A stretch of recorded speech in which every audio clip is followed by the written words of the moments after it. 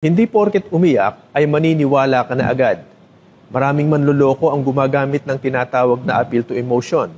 Ibig sabihin, hindi sila nagbibigay ng solidong ebidensya, pero ang tinatarget nila ay ang damdamin mo. Luhaan, nanginginig ang boses, nagkukwento ng nakakaawang karanasan. Pero ang totoo, wala kang napatunayang kahit isang pruweba sa sinasabi nila.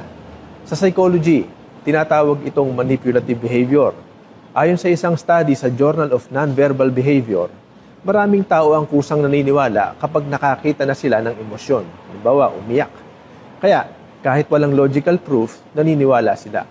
At sa behavioral economics, sinasabi ng affect heuristic, madalas na nagpapasya ang tao base sa nararamdaman lamang, hindi sa ebidensya.